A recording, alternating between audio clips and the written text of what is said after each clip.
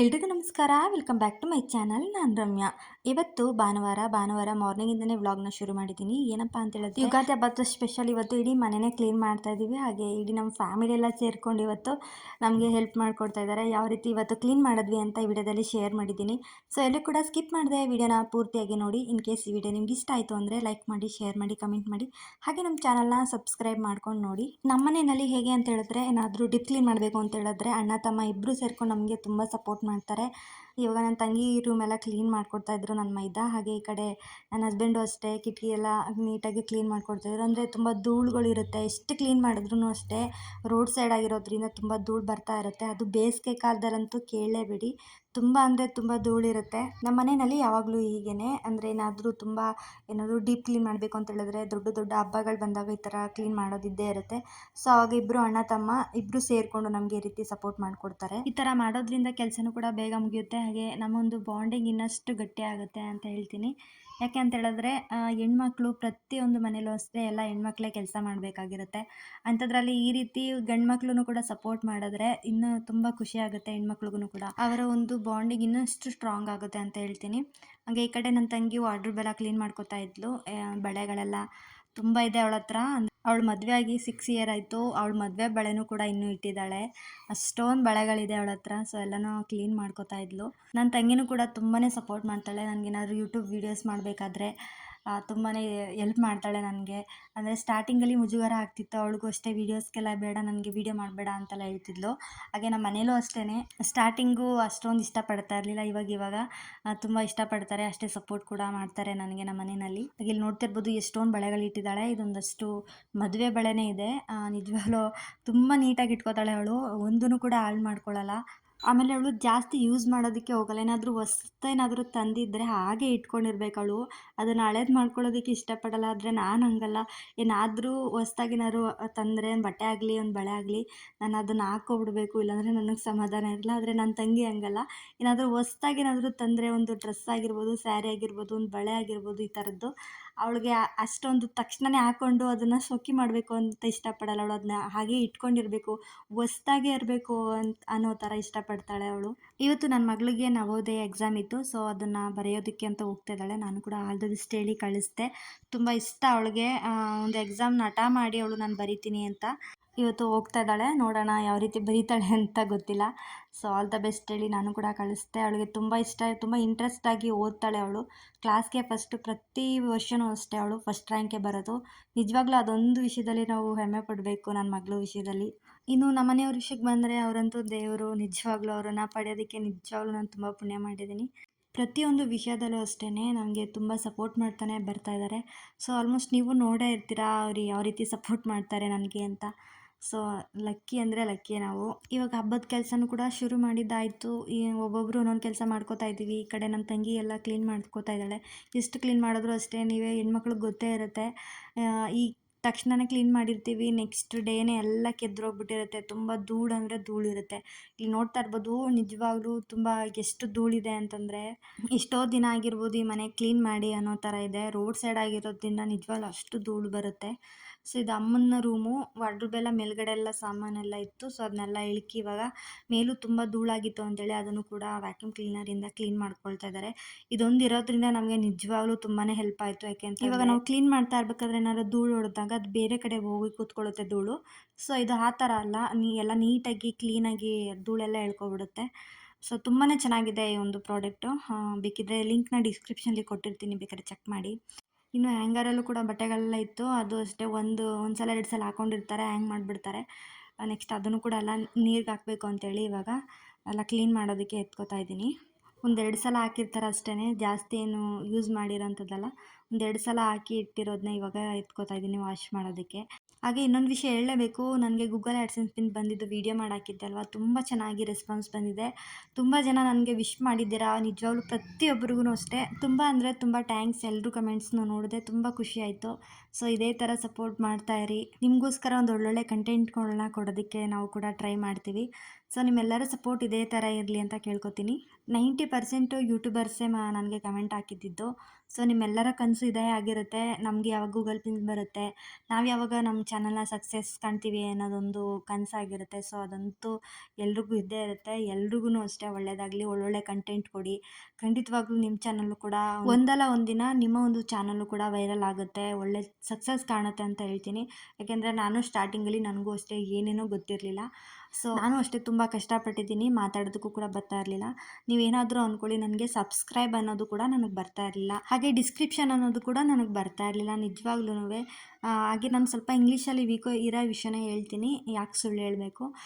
ಹಾಗಾಗಿ ನನಗೆ ಇದೆಲ್ಲ ಹೇಳೋದಕ್ಕೆ ಅಷ್ಟೊಂದು ಕಂಫರ್ಟಬಲ್ ಆಗ್ತಾ ಇರಲಿಲ್ಲ. ಇದಕ್ಕೆಲ್ಲ ನನ್ನ ಹಸ್ಬೆಂಡೇ ಕಾರಣ. ಎಲ್ಲನೂ ಅಷ್ಟೇ ಪ್ರತಿಯೊಂದು ಹಂಗಲ್ಲ ಹಿಂಗೆ ಅಂತ ಹೇಳಿ ನನಗೆ ತಿಳಿಸ್ಕೊಟ್ಟಿದ್ದಾರೆ. ಅವರು ಪ್ರತಿಯೊಂದು ವಿಷಯದಲ್ಲೂ ಅಷ್ಟೇ, ನಾನು ಏನೇ ಕೇಳಿದ್ರು ಅಷ್ಟೇ, ಏನಾದರೂ ಡೌಟ್ ಕೇಳಿದ್ರೆ ಅವರೇ ಕ್ಲಿಯರ್ ಮಾಡೋದು. ಹಂಗಲ್ಲ ಹಿಂಗೆ ಅಂತ ಹೇಳಿ ನನಗೆ ಒಂದಷ್ಟು ಏನಾದರೂ ಗೊತ್ತಿಲ್ಲದೆ ಇರೋದನ್ನ ತಿಳಿಸ್ಕೊಡ್ತಾರೆ. ಸೊ ನಾನು ಯಾಕೆ ಹೇಳ್ತಿದ್ದೀನಿ ಅಂತ ಹೇಳಿದ್ರೆ, ಕೆಲವೊಬ್ರಿಗೆ ಅಯ್ಯೋ ನನಗೆ ಮಾತಾಡೋದಕ್ಕೆ ಬರಲ್ಲ, ಯೂಟ್ಯೂಬ್ ಮಾಡ್ಬೋದಾ ನಾನು ಅನ್ನೋದೆಲ್ಲ ಪ್ರಶ್ನೆ ಇರುತ್ತೆ. ಅದಕ್ಕೋಸ್ಕರ ಹೇಳ್ತಾ ಇದ್ದೀನಿ. ನಿಜವಾಗ್ಲೂ ನನಗೂ ಅಷ್ಟೇ ಏನೇನೂ ಗೊತ್ತಿರಲಿಲ್ಲ. ಹೇಳಬೇಕು ಅಂದರೆ ನನಗೆ ಚಾನಲ್ ಕ್ರಿಯೇಟ್ ಮಾಡೋದು ಗೊತ್ತಿಲ್ಲ, ಅಪ್ಲೋಡ್ ಮಾಡೋದು ಗೊತ್ತಿಲ್ಲ, ತಮ್ನೇಲ್ ಮಾಡೋದು ಗೊತ್ತಿಲ್ಲ, ಪ್ರತಿಯೊಂದೂ ಅಷ್ಟೇ ನಾವು ಸ್ವಲ್ಪ ಯೂಟ್ಯೂಬಿಂದ ನೋಡಿನೇ ಕಲ್ತಿದ್ದು. ಒಂದಷ್ಟು ಜನ ಇದ್ದಾರೆ ನಮಗೆ, ಅವರು ವೀಡಿಯೋಸ್ನ ನೋಡಿನೇ ನಾವು ಕಲ್ತಿರೋದು. ಸೊ ನನ್ನ ಹಸ್ಬೆಂಡು ತುಂಬ ಸಪೋರ್ಟ್ ಮಾಡಿದ್ದಾರೆ. ಏನಾದರೂ ಇಂಗ್ಲೀಷಲ್ಲಿರೋದನ್ನ ಅವರು ಹೇಳಿ ನನಗೆ ಕ್ಲಿಯರ್ ಮಾಡಿದ್ದಾರೆ. ಹಾಗೆ ನಾನು ಯೂಟ್ಯೂಬ್ ಜರ್ನಿನ ಯಾವ ರೀತಿ ಶುರು ಮಾಡಿದೆ ಅಂತ ಈ ವಿಡಿಯೋದಲ್ಲಿ ಶೇರ್ ಮಾಡ್ಕೋತೀನಿ. ಸೊ ಎಲ್ಲೂ ಕೂಡ ಸ್ಕಿಪ್ ಮಾಡಬೇಡಿ. ಹಾಗೆ ಸ್ಕಿಪ್ ಮಾಡಿ ನೋಡಿದ್ರೆ ವಿಡಿಯೋ ತುಂಬಾ ಇಂಪ್ರೆಷನ್ ಕಮ್ಮಿ ಆಗುತ್ತೆ. ಆಗ ವಿಡಿಯೋ ಯೂಟ್ಯೂಬ್ ಬೇರೆಯವ್ರಿಗೆ ಸಜೆಸ್ಟ್ ಮಾಡಲ್ಲ. ಸೊ ಇದೊಂದು ನೀವು ಅರ್ಥ ಮಾಡ್ಕೊಳ್ಳಿ. ಅಕಸ್ಮಾತ್ ಏನಾದರೂ ನೋಡೋಕ್ಕಾಗಲಿಲ್ಲ ಅಂತಂದರೆ ವಿಡಿಯೋ ಆನ್ನೇ ಮಾಡೋಕ್ಕೆ ಹೋಗ್ಬೇಡಿ ಅಷ್ಟೇ. ನೀವು ಅರ್ಧಂಬರ್ಧ ನೋಡಿ ಏನಾದರೂ 1 ಸೆಕೆಂಡ್ 2 ಸೆಕೆಂಡ್ ನೋಡಿದ್ರೆ ಏನೇನೂ ಯೂಸ್ ಇಲ್ಲ. ಏಕೆಂದರೆ ಇಂಪ್ರೆಷನ್ ಕಮ್ಮಿ ಆಗಿದ್ರೆ ಯೂಟ್ಯೂಬು ಬೇರೆಯವ್ರಿಗೆ ಸಜೆಸ್ಟ್ ಮಾಡೋದಕ್ಕೆ ಆಗಲ್ಲ. ಸೊ ಎಷ್ಟು ಯೂಸ್ ಇರುತ್ತೆ ಅಷ್ಟಕ್ಕೆ ಉಳ್ಕೊಳ್ಳುತ್ತೆ. ಸೊ ಹಾಗಾಗಿ ಹೇಳ್ತಾ ಇದ್ದೀನಿ. ಹಾಗೆ ಈಗ ಅಮ್ಮನ ರೂಮಲ್ಲೂ ಅಷ್ಟೇ ಎಲ್ಲ ಕ್ಲೀನ್ ಮಾಡ್ತಾ ಇದ್ದಾರೆ. ವ್ಯಾಕ್ಯೂಮ್ ಕ್ಲೀನರ್ ಇರೋದ್ರಿಂದ ನಮಗೆ ನಿಜವಾಗ್ಲೂ ತುಂಬಾ ಹೆಲ್ಪ್ ಆಯಿತು. ಸೊ ಹಾಗಾಗಿ ಅದರಿಂದನೇ ಎಲ್ಲ ನಾವು ಜಾಸ್ತಿ ಕ್ಲೀನ್ ಮಾಡ್ಕೋತಾ ಇದ್ದೀವಿ. ಈ ಕಡೆ ನನ್ನ ಮೈದಾ ಅವರು ಕಿಚನ್ ಮೇಲ್ಗಡೆ ಎಲ್ಲ ಫುಲ್ ಎಲ್ಲ ಅಲ್ಲೂ ಕೂಡ ಐಟಮ್ಸ್ಗಳಿತ್ತು. ಸೊ ಪಾತ್ರೆಗಳನ್ನೆಲ್ಲ ಕೊಡ್ತಾ ಇದ್ದಾರೆ. ಅಲ್ಲಿ ಜಾಸ್ತಿ ದೇವ್ರ ಸಾಮಾನುಗಳೇ ಇಟ್ಟು ನಾವು ಯೂಸ್ ಮಾಡದೇ ಇರೋದನ್ನ ನಾವು ಮೇಲ್ಗಡೆ ಇಟ್ಕೊಂಡಿದ್ದೀವಿ. ಸೊ ಅದನ್ನು ಕೂಡ ಎಲ್ಲ ಎತ್ತಿ ಕ್ಲೀನ್ ಮಾಡ್ಕೋತೀವಿ. ಡೀಪ್ ಕ್ಲೀನ್ ಅಂದರೆ ಇಡೀ ಮನೆಯೇ ಕ್ಲೀನ್ ಮಾಡಿದ್ರೆ ಮನಸ್ಗೂ ಕೂಡ ನೆಮ್ಮದಿ ಸಮಾಧಾನ ಆಗುತ್ತೆ. ನಾವು ಮೇಲ್ಮೇಲೆ ಕ್ಲೀನ್ ಮಾಡ್ಕೊಂಡಾಗ ಅಷ್ಟೊಂದು ಸಮಾಧಾನ ಅನಿಸಲ್ಲ. ಸೊ ಹಾಗಾಗಿ ಇವರು ಕೂಡ ಜೊತೆಗೆ ಸೇರಿ ನಮಗೆ ಕಷ್ಟ ಆಗಬಾರ್ದು ಅಂತೇಳಿ ಇಬ್ಬರೂ ಅಣ್ಣ ತಮ್ಮ ಇಬ್ಬರು ಸೇರ್ಕೊಂಡು ನಮಗೆ ಇಷ್ಟೊಂದು ಸಪೋರ್ಟ್ ಮಾಡಿಕೊಡ್ತಾ ಇದ್ದಾರೆ. ನಿಜವಾಗ್ಲೂ ಇಂಥ ಮಕ್ಕಳನ್ನು ಕೊಟ್ಟಿದ್ದ ನಮ್ಮ ಅತ್ತೆಗೆ ಎಷ್ಟು ಥ್ಯಾಂಕ್ಸ್ ಹೇಳಿದ್ರೂ ಸಾಕಾಗಲ್ಲ. ಏಕೆಂದರೆ ಅಷ್ಟು ಚಿಕ್ಕ ವಯಸ್ಸಿಂದ ಕಷ್ಟಪಟ್ಟು ಇಲ್ಲಿ ತನಕ ಒಳ್ಳೆ ಬುದ್ಧಿನ ಕೊಟ್ಟು ಅವ್ರಿಗೊಂದು ಒಳ್ಳೆ ಎಜುಕೇಷನ್ ಕೊಟ್ಟು ಒಂದು ಕೆಟ್ಟ ಅಭ್ಯಾಸಗಳನ್ನೂ ಅವ್ರಿಗೆ ಅಭ್ಯಾಸ ಮಾಡೋದಕ್ಕೆ ಬಿಡದೆ ಒಂದು ಒಳ್ಳೆ ರೀತಿಯಲ್ಲಿ ಮಕ್ಕಳನ್ನ ನಮಗೆ ಕೊಟ್ಟಿದ್ದಾರೆ, ಒಪ್ಪಿಸಿದ್ದಾರೆ. ಸೊ ಖಂಡಿತ ಇವ್ರನ್ನ ನಾವು ಅಂಗೈಲಿ ಇಟ್ಕೊಂಡು ಕಾಪಾಡ್ಕೋತೀವಿ. ಸೊ ಖಂಡಿತವಾಗ್ಲೂ ನಮ್ಮ ಅಮ್ಮನಿಗೆ ಎಷ್ಟು ಥ್ಯಾಂಕ್ಸ್ ಹೇಳಿದ್ರು ಸಾಕಾಗಲ್ಲ. ನಾವು ಅತ್ತೆನ ಅಮ್ಮ ಅಂತ ಹೇಳೋದು. ಸೊ ನಿಮಗೆ ಗೊತ್ತಾಗಲಿ ಅಂತೇಳಿ ಅತ್ತೆ ಅಂತ ಹೇಳಿದೆ ಅಷ್ಟೇ. ಚಿಕ್ಕ ವಯಸ್ಸಲ್ಲಿ ನಿಜವಾಗ್ಲೂ ತುಂಬ ಅಂದರೆ ತುಂಬ ಕಷ್ಟಪಟ್ಟಿದ್ದಾರೆ. ಹಿಂದಿನ ವೀಡಿಯೋದಲ್ಲೂ ನಾನು ಶೇರ್ ಮಾಡಿದ್ದೀನಿ. ಚಿಕ್ಕ ವಯಸ್ಸಲ್ಲೇ ಮಾವನ್ನ ಕಳ್ಕೊಂಡ್ರು. ಅವ್ರನ್ನ ಕಳ್ಕೊಂಡಾದ್ಮೇಲೆ ಇಬ್ಬರು ಮಕ್ಕಳನ್ನೂ ಕಷ್ಟಪಟ್ಟು ಸಾಕಿ ಯಾರೋ ಒಂದು ಹಂಗಲ್ಲೂ ಇವರು ಬದುಕದೆ ಇವ್ರ ಕಾಲ ಮೇಲೆ ಇವ್ರು ನಿಂತ್ಕೊಂಡು ಇಲ್ಲಿ ತನಕ ಇವರು ಸಾಧನೆ ಮಾಡಿದ್ದಾರೆ ಅಂತಲೇ ಹೇಳ್ಬೋದು. ನಮ್ಮದೊಂಥರ ಮಾಯಾಲೋಕ ಅಂತಲೇ ಹೇಳ್ಬೋದು. ಅಷ್ಟು ನಮ್ಮ ಫ್ಯಾಮಿಲಿ, ಇಡೀ ಫ್ಯಾಮಿಲಿನ ತುಂಬ ಜನ ಇಷ್ಟಪಡ್ತಾರೆ. ಅಂದರೆ ಇದ್ದರೆ ಈ ಥರ ಫ್ಯಾಮಿಲಿ ಇರಬೇಕಪ್ಪ ಅಂತಲೂ ಕೂಡ ಹೇಳ್ತಾರೆ. ಯಾಕೆಂದರೆ ಅಕ್ಕ ತಂಗಿ ಅಣ್ಣ ತಮ್ಮನಿಗೆ ಮದುವೆ ಆಗಿರೋದ್ರಿಂದ ಜನಕ್ಕೆಲ್ಲ ಒಂಥರ ಆಶ್ಚರ್ಯ ಅಂತಲೇ ಹೇಳ್ಬೋದು. ಯಾಕೆಂದರೆ ಅಷ್ಟು ಆಶ್ಚರ್ಯ ಪಡ್ತಾರೆ. ಅಕ್ಕ ತಂಗಿ ಅಣ್ಣ ತಮ್ಮ ಮದುವೆ ಆಗಿರೋದು ಅಂತ ಏನಾದರೂ ನಾವು ಹೇಳಿದಾಗ, ಓ ಪರವಾಗಿಲ್ಲ ಬಿಡಿ, ಚೆನ್ನಾಗಿರುತ್ತೆ ಜೀವನ, ಒಬ್ರಿಗೊಬ್ರು ಅನನ್ಯವಾಗಿ ಒಬ್ರಿಗೊಬ್ರು ಅರ್ಥ ಮಾಡ್ಕೊಂಡು ಹೋಗ್ತೀರಾ ಒಂದು ಕಷ್ಟ ಸುಖ ಅಂತ ಬಂದಾಗ. ಇನ್ನು ಅಕ್ಕ ತಂಗಿ ಇಬ್ಬರು ಒಬ್ರಿಗೊಬ್ರು ಬಿಟ್ಕೊಡದೆ ಜಗಳ ಮಾಡದೆ ಅನನ್ಯವಾಗಿ ಹೋಗ್ಬೋದು ಅಂತೆಲ್ಲ ಹೇಳ್ತಾ ಇರ್ತಾರೆ. ಒಂಥರ ಹೇಳಿ ಮಾಡಿಸ್ದಂಗಿದೆ ನಮ್ಮ ಫ್ಯಾಮಿಲಿ ಅಂತಲೇ ಅನಿಸ್ತಾ ಇರುತ್ತೆ ಒಂದೊಂದು ಸಲ. ನಮಗೂ ಒಂದೊಂದು ಸಲ ಅನ್ನಿಸ್ತಾ ಇರುತ್ತೆ, ಇಂಥ ಫ್ಯಾಮಿಲಿ ಪಡೆಯೋದಕ್ಕೆ ನಾವು ನಿಜವಾಗ್ಲೂ ಪುಣ್ಯ ಮಾಡಿದ್ದೀವಿ ಅಂತ. ಏನೇ ಒಂದು ಕಷ್ಟ ಸುಖ ಬಂದ್ರೂ ಅಷ್ಟೇ ಜೊತೆ ನಿಂತು ನಮಗೆ ಸಪೋರ್ಟ್ ಮಾಡ್ತಾರೆ. ಏನಾದರೂ ಒಂದು ಸಣ್ಣ ಪುಟ್ಟ ತಪ್ಪು ಮಾಡಿದ್ರು ಅಷ್ಟೇ ತಿದ್ದಿ ಬುದ್ಧಿ ಹೇಳ್ತಾರೆ. ಅಂದರೆ ಬೈಯೋಕ್ಕೆ ಹೋಗಲ್ಲ, ಸಮಾಧಾನವಾಗಲಿ ನಮಗೆ ಅದನ್ನು ಅರ್ಥ ಮಾಡಿಸ್ತಾರೆ. ಹಂಗಲ್ಲ ಹಿಂಗೆ, ಇದು ಸರಿ ಇದು ತಪ್ಪು ಅಂತೆಲ್ಲ ನಮಗೆ ಹೇಳಿ ಒಂದು ಬುದ್ಧಿ ಮಾತನ್ನ ಹೇಳ್ಕೊಡ್ತಾರೆ. ಇವಾಗಿನ ಕಾಲದಲ್ಲಿ ಜಾಯಿಂಟ್ ಫ್ಯಾಮಿಲಿ ಅಂತೂ ತುಂಬಾ ಕಷ್ಟ ಇರೋದು. ಸೊ ಯಾರೇ ನೋಡಿದ್ರು ಬೇರೆ ಆಗಬೇಕು, ಸಪ್ರೇಟ್ ಇರಬೇಕು ಅಂತೆಲ್ಲ ಹೇಳ್ತಿರ್ತಾರೆ. ದಯವಿಟ್ಟು ಆ ಥರ ಎಲ್ಲ ಮಾಡ್ಕೊಳಕ್ಕೆ ಹೋಗ್ಬಿಡಿ. ನಿಮ್ಮ ಒಂದು ಅಮೂಲ್ಯವಾದ ಕ್ಷಣಗಳನ್ನ ನೀವು ಕಳಿಬೇಕು ಅಂತ ಹೇಳಿದ್ರೆ ಈ ಥರ ಒಂದು ತುಂಬಿದ ಕುಟುಂಬದಲ್ಲಿದ್ದರೆ ಮಾತ್ರ ಅದು ನಮ್ಮ ಜೀವನಕ್ಕೊಂದು ಸಾರ್ಥಕ ಅಂತಲೇ ಹೇಳ್ಬೋದು. ಯಾಕೆಂದರೆ ಒಂದು ಕಷ್ಟ ಸುಖ ಬಂದರೆ ನಮ್ಮ ಫ್ಯಾಮಿಲಿನೇ ನಮಗೆ ಸಪೋರ್ಟ್ ಮಾಡೋದು. ಸೊ ಹಾಗಾಗಿ ಪ್ರತಿಯೊಬ್ಬರಿಗೂ ಹೇಳೋದಿಷ್ಟೇ, ದಯವಿಟ್ಟು ಆದಷ್ಟು ಬೇರೆ ಆಗೋದನ್ನ ಕಮ್ಮಿ ಮಾಡಿ, ಒಗ್ಗಟ್ಟಿಂದ ಇರಿ. ಒಗ್ಗಟ್ಟಿನಲ್ಲಿ ಬಲ ಇದೆ ಅಂತಲೇ ಗೊತ್ತಿದೆ ಜನಗಳಿಗೆ. ಸೊ ಆದಷ್ಟು ಒಗ್ಗಟ್ಟಿನಲ್ಲಿ ಇರಿ, ಯಾಕೆಂದರೆ ಒಗ್ಗಟ್ಟಿನಲ್ಲಿರುವಂತಹ ಖುಷಿ ಸಂತೋಷ ಬೇರೆ ಆಗಿ ಒಂಟಿತನದಲ್ಲಿ ಬರೋದಿಲ್ಲ. ಸೊ ಹಾಗಾಗಿ ಎಲ್ಲರೂ ಜೊತೆಯಾಗಿ ಖುಷಿಯಾಗಿರಿ ಅಂತ ಹೇಳ್ತೀನಿ. ಹಾಗೆ ನನ್ನ ಯೂಟ್ಯೂಬ್ ಜರ್ನಿ ಬಗ್ಗೆ ಮಾತಾಡಬೇಕು ಅಂತ ಅಂದ್ಕೊಂಡಿದ್ದೀನಿ. ಸ್ಟಾರ್ಟಿಂಗು ಯೂಟ್ಯೂಬ್ ಯಾವ ಥರ ಶುರು ಮಾಡಿದೆ ಅಂತ ಹೇಳಿದ್ರೆ, ಸ್ಟಾರ್ಟಿಂಗ್ಲಿ ನಮಗೆ ಯೂಟ್ಯೂಬ್ ಬಗ್ಗೆ ಏನೇನೋ ಗೊತ್ತಿರಲಿಲ್ಲ. ಸೊ ಏನೋ ವಿಡಿಯೋ ಅಪ್ಲೋಡ್ ಮಾಡೋದಷ್ಟೇ ಅಂತ ಅಂದ್ಕೊಂಡಿದ್ವಿ ಅಷ್ಟೇ. ಆಮೇಲೆ ನಾವು ಹೋಗ್ತಾ ನಮಗೆ ಅರ್ನಿಂಗ್ ಆಗುತ್ತೆ ಅನ್ನೋದು ಗೊತ್ತಿರಲಿಲ್ಲ. ನಾವು ಸರ್ಚ್ ಮಾಡಿ ನೋಡಬೇಕಾದ್ರೆ ಯಾವ ರೀತಿ ಕ್ರಿಯೇಟ್ ಮಾಡೋದು ಅಂತೆಲ್ಲ ನೋಡಬೇಕಾದ್ರೆ ಆವಾಗ ನಮಗೆ ಗೊತ್ತಾಗಿದ್ದು. ನಮ್ಮ ಮನೇಲಿ ಅವಾಗವಾಗ ನನಗೆ ರೇಗಿಸ್ತಾನೆ ಇದ್ದರು. ಏನಾದರೂ ಸ್ವಲ್ಪ ಚೆನ್ನಾಗೇನಾದರೂ ಅಡುಗೆ ಮಾಡಿಬಿಟ್ರೆ, ಯೂಟ್ಯೂಬ್ ಸ್ಟಾರ್ಟ್ ಮಾಡಿಬಿಡು, ನೀನು ನೋಡ್ಕೊಂಡು ಜನನೂ ನೋಡ್ಕೊಂಡು ಕಲೀಲಿ, ಅವರು ಮಾಡ್ಕೊಂಡು ತಿನ್ನಲಿ ಅಂತೆಲ್ಲ ನನಗೆ ರೇಗಿಸ್ತಾಯಿದ್ರು. ಸೊ ಒಂದು ಸಲ ನಾನು ಮಾಡೋಣ ಅಂತೇಳಿ ಸುಮ್ಮನೆ ಏನೋ ತಮಾಷೆ ಮಾಡಿದೆ. ಸೊ ಅದಾದಮೇಲೆ ಮಾಡು ಅಂತಲೂ ಒಪ್ಕೊಂಡ್ರು ಮನೆಯಲ್ಲಿ. ಸ್ಟಾರ್ಟಿಂಗ್ ಬೇಡ ಅಂತ ಹೇಳಿದ್ರು. ಅದಾದಮೇಲೆ ನಮ್ಮ ಹಸ್ಬೆಂಡ್ ಅವ್ರು ತುಂಬ ಇಂಟ್ರೆಸ್ಟ್ ಆಗಿದ್ದರು ಮಾಡು ಅಂತೇಳಿ. ಅದಾದಮೇಲೆ ಸೊ ಮಾಡೋಣ ಅಂತೇಳಿ ನಾನು ಸ್ಟಾರ್ಟಿಂಗ್ ಸತ್ಯನಾರಾಯಣ ಪೂಜೆದು ಸಜ್ಜಿಗೆ ಯಾವ ರೀತಿ ಮಾಡೋದು ಅಂತ ವೀಡಿಯೋ ಮಾಡಾಕ್ತೆ. ಸೊ ಅದು ನಾನೊಂದು 20 ನಿಮಿಷ ಮಾಡಿಬಿಟ್ಟಿದ್ದೆ. ಅಂದರೆ ವೀಡಿಯೋ ಮತ್ತು ಪೂಜೆ ಮಾಡೋದೆಲ್ಲ. ಅಷ್ಟೊತ್ತು ಯಾರು ನೋಡ್ತಾರೆ ಅಂತೇಳಿ, ಸರಿ ಏನಾದರೂ ಒಂದು ಗಣಪತಿದೇನಾದರೂ ಒಂದು ಹೇಳೋಣ ಅಂತೇಳಿ ಯೂಟ್ಯೂಬಲ್ಲೇ ಸರ್ಚ್ ಮಾಡಿ ಒಂದಷ್ಟು ತಿಳ್ಕೊಂಡು, ಅದಾದಮೇಲೆ ಗರಿಕೆ ಬಗ್ಗೆ ವೀಡಿಯೋ ಹಾಕೋಣ ಅಂತೇಳಿ ಮಾತಾಡಿದೆ. ಸೊ ಏನು ಅಷ್ಟೊಂದು ನನಗೆ ಚೆನ್ನಾಗಿ ಮಾತಾಡೋದಕ್ಕೆ ಬರಲಿಲ್ಲ. ಹಾಗಾಗಿ ಸಿಂಪಲ್ಲಾಗಿ ಸಜ್ಜಿಗೆದೇ ಹಾಕೋಣ ಅಂತೇಳಿ, ಸತ್ಯನಾರಾಯಣ ಪೂಜೆ ಸಜ್ಜಿಗೆ ಅಂತೇಳಿ ಅದನ್ನೇ ಮಾಡಿ ಇಟ್ಕೊಂಡಿದ್ದೆ. ಬಟ್ ಅದಕ್ಕೆ ವಾಯ್ಸ್ ಕೊಟ್ಟಿರಲಿಲ್ಲ. ತುಂಬಾ ನನಗೆ ಹೇಳೋದಕ್ಕೆ ಮಾತಾಡೋದಕ್ಕೂ ಕೂಡ ಬರ್ತಾ ಇರಲಿಲ್ಲ.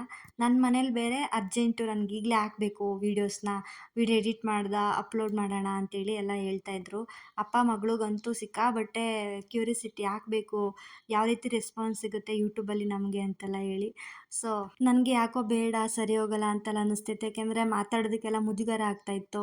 ವೀಡಿಯೋಸ್ ಯಾವ ರೀತಿ ಬರುತ್ತೋ, ನಮಗಿಂತ ಚೆನ್ನಾಗಿ ಮಾಡೋರೆಲ್ಲ ಇರ್ತಾರೆ ಅಂತೆಲ್ಲ ಅನ್ನಿಸ್ತಾಯಿತ್ತು. ಒಂದೊಂದು ಸಲ ಬೇಡ ಅಂತ ಹೇಳ್ಬಿಟ್ಟಾಗ ನಮ್ಮ ಮನೇಲಿ ಮಾಡು, ಏನೆಲ್ಲ ಆಗುತ್ತೆ ನಿನ್ನ ಕೈಲಿ ಅಂತೆಲ್ಲ ಹೇಳಿ ನನಗೆ ಸಪೋರ್ಟ್ ಮಾಡಿ ಇಲ್ಲಿ ತನಕ ಬಂದಿರೋದಕ್ಕೆ ಇವರೇ ಕಾರಣ. ಅದಾದಮೇಲೆ ಅದು ಅಪ್ಲೋಡ್ ಮಾಡಿದ್ವಿ. ಮತ್ತು ಮಹದೇಶ್ವರ ಬೆಟ್ಟಕ್ಕೆ ಹೋಗಿದ್ವಿ. ಸೊ ಅದೊಂದು ವ್ಲಾಗ್ ಮಾಡ್ಕೊಳ್ಳೋಣ ಅಂತೇಳಿ ಅದನ್ನು ಟ್ರಾವೆಲಿಂಗ್ದೊಂದು ಮಾಡಿದ್ವಿ. ಹಾಗೆ ಹೋಗಿದ್ದೆ, ದರ್ಶನ ಮಾಡಿದ್ದು, ಹಾಗೆ ಚಿನ್ನು ತೇರು ಎಲ್ಲ ಎಳ್ದಿದ್ದೆಲ್ಲ ಅದನ್ನು ಕೂಡ ವ್ಲಾಗ್ ಮಾಡಿ ನಾನು ಅಪ್ಲೋಡ್ ಮಾಡಿದೆ. ಚೆನ್ನಾಗಿ ಅದಾದಮೇಲೆ ಹೀಗೆ ಶುರು ಆಯಿತು. ಪಾಪು ಬರ್ತಡೇದು ಅದು ಇದು ಎಲ್ಲ ವೀಡಿಯೋಗಳು ನನಗೆ ತಕ್ಷಣವೇ ವೀಡಿಯೋಗಳು ಸಿಗ್ತಾ ಹೋಗ್ತು. ನಾನು ವೀಡಿಯೋನ ಮಾಡ್ಕೊಳ್ತಾ ಇದ್ದೆ. ಬಟ್ ನನಗೆ ವಾಯ್ಸ್ ಕೊಡೋದು ಮಾತಾಡೋದೆಲ್ಲ ಬರ್ತಾ ಇಲ್ಲದೆ ಕಾರಣ ಸ್ವಲ್ಪ ಲೇಟಾಗಿ ವೀಡಿಯೋ ಮಾಡಿ ಒಂದು ವಾರಕ್ಕೆ ಈ ಥರ ಎಲ್ಲ ಅಪ್ಲೋಡ್ ಮಾಡ್ತಾಯಿದ್ದೆ. ಸೊ ತುಂಬ ಕಷ್ಟ ಅಂತ ಅನ್ನಿಸ್ತಾ ಇರುತ್ತೆ ಸ್ಟಾರ್ಟಿಂಗ್ ಯೂಟ್ಯೂಬರ್ಸ್ಗೆ. ಸೊ ಕಷ್ಟ ಅಂತ ಅಂದ್ಕೊಳ್ಳೋಕೆ ಹೋಗ್ಬೇಡಿ. ಇವಾಗ ನನಗೆ ಆರಾಮಾಗಿ ನಾನು ಮಾಡ್ತೀನಿ. ಯಾಕೆ ಅಂತಂದರೆ ಅಭ್ಯಾಸ ಆಗಿಬಿಟ್ಟಿರುತ್ತೆ. ನಾವು ಯಾವುದೇ ಒಂದು ಕೆಲಸ ಮಾಡಬೇಕಾದ್ರೂ ಸ್ಟಾರ್ಟಿಂಗು ನಮಗೆ ಕಷ್ಟ ಅಂತಲೇ ಅನಿಸೋದು.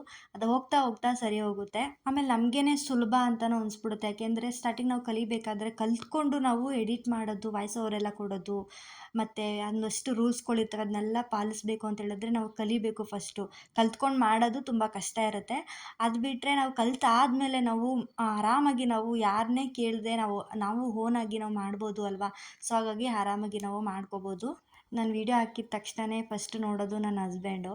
ಆ ವೀಡಿಯೋ ಹಾಕಿದ ತಕ್ಷಣವೇ ನೋಡಿರ್ತಾರೆ. ಹಾಗೆ ನನ್ನ ಯೂಟ್ಯೂಬ್ ಫ್ಯಾಮಿಲಿಲೂ ಅಷ್ಟೇ ಒಂದಷ್ಟು ಜನ ನನಗೆ ತಕ್ಷಣವೇ ನೋಡಿ ಸಪೋರ್ಟ್ ಮಾಡೋರಿದ್ದಾರೆ. ಎಲ್ರಿಗೂ ಥ್ಯಾಂಕ್ ಯು. ಆಮೇಲೆ ಇನ್ನೊಂದು ಹೇಳಲೇಬೇಕು, ನಾವೇನೋ ಹೇಳಬೇಕು ಅಂತ ಅಂದ್ಕೊಂಡಿರ್ತೀವಿ, ಅದು ಇನ್ನೇನೋ ಹೇಳಿರ್ತೀವಿ ನಾವು ವಾಯ್ಸ್ ಓವರ್ ಕೊಡಬೇಕಾದ್ರೆ. ಅದೊಂದು ಪ್ರಾಬ್ಲಮ್ ನಮಗೆ.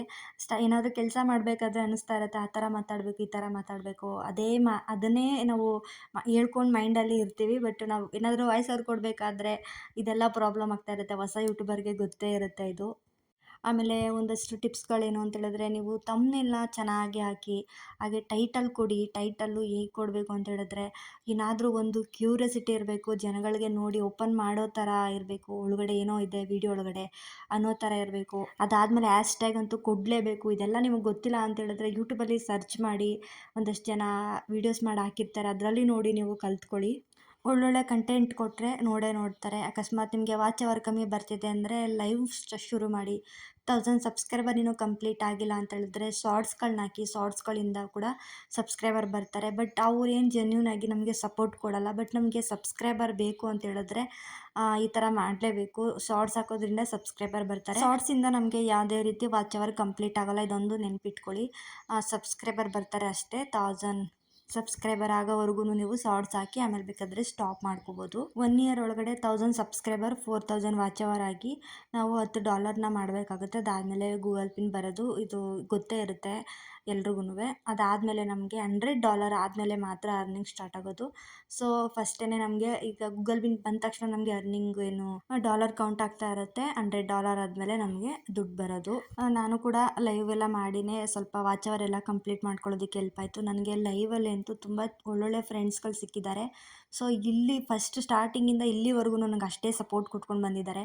ಸೊ ಅವ್ರಿಗೆಲ್ಲ ನನಗೆ ಎಷ್ಟು ಥ್ಯಾಂಕ್ಸ್ ಹೇಳಿದ್ರೂ ಸಾಕಾಗಲ್ಲ. ಯಾಕೆಂದರೆ ಅವರೊಂದು ಸಪೋರ್ಟಿಂದನೇ ನನಗೆ ಈ ಒಂದು ಹಂತಕ್ಕೆ ಬರೋದಕ್ಕೆ ಸಾಧ್ಯ ಆಗಿದ್ದು.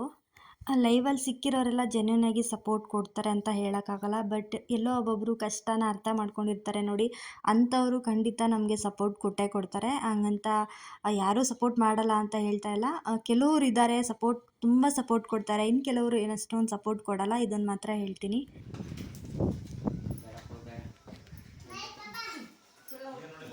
ಫಸ್ಟ್ ಈ ವಿಡಿಯೋ ಹಾಕುವ, ಆಮೇಲೆ ಐ ಲವ್ ಯು ಅಂತ ಹೇಳೋದು ಹಾಕುವ, ಸರಿನಾ?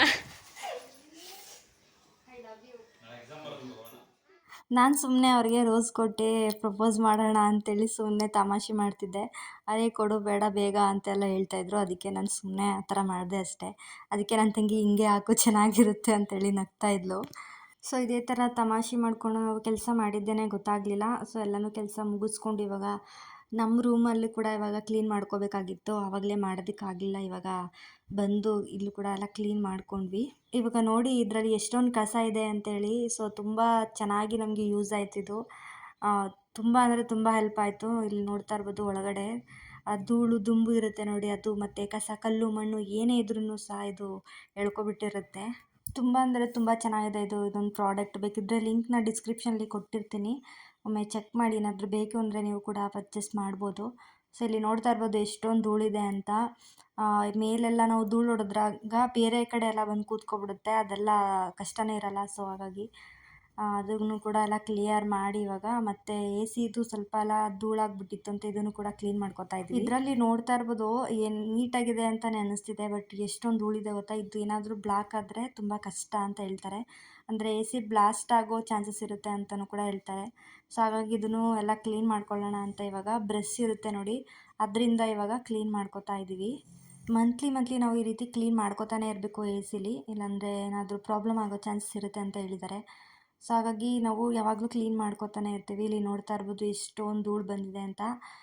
ತುಂಬ ಅಂದರೆ ಧೂಳಾಗಿತ್ತು. ಇದನ್ನೆಲ್ಲ ನಾವು ಹುಷಾರಾಗಿ ನೋಡ್ಕೋಬೇಕು, ಇಲ್ಲಾಂದರೆ ತುಂಬ ಕಷ್ಟ ಆಗುತ್ತೆ. ಇಲ್ಲಿ ನೋಡ್ತಾ ಇರ್ಬೋದು ಎಷ್ಟು ಧೂಳಿದೆ ಅಂತ. ಅಂದರೆ ತುಂಬ ಧೂಳಾದರೆ ತೊಂದರೆ ಆಗುತ್ತೆ ಅಂತ ಹೇಳ್ತಾರೆ. ರೌಂಡ್ ಫ್ಯಾನ್ ಇರುತ್ತೆ, ಆ ಪೈಪ್ಗಳು ಏನಾಗಿರುತ್ತೆ ಕೋಲ್ಡ್ ಆಗಿರುತ್ತಲ್ಲ, ಆ ಕೋಲ್ಡ್ ಇರೋ ಪೈಪ್ ಏನ್ ಮಾಡುತ್ತೆ, ಈ ಗಾಳಿ ಎಳಿತದೆ, ಆ ಫ್ಯಾನ್ ಇಲ್ಲಿ ಒಳಗಡೆ ಹಿಂಗ್ ಓಡ್ತಾ ಇರುತ್ತಲ್ಲ, ಆ ಕೂಲ್ ಆಗಿರೋ ಪೈಪ್ ಏನ್ ಮಾಡುತ್ತೆ, ಆ ಗಾಳಿನ ತಣ್ಣಗೆ ಮಾಡಿ ಇಲ್ಲಿ ಬಿಡುತ್ತೆ ಅಷ್ಟೇ. ನಂಗೆ ಇದೇ ಫಸ್ಟ್ ಗೊತ್ತಾಗಿದ್ದು. ಆಚೆ ಫ್ಯಾನ್ ಎಳಿತಲ್ಲ, ಅಲ್ಲಿಂದ ಎಳ್ದು ಬಿಡುತ್ತೆ ಅನ್ಕೊಂಡಿದ್ದೆ. ಅದು ಕಂಪ್ರೆಸರ್ ಮೋಟ್ರ್ ಮಾತ್ರ ಮೇಲೆ ಇರುತ್ತೆ.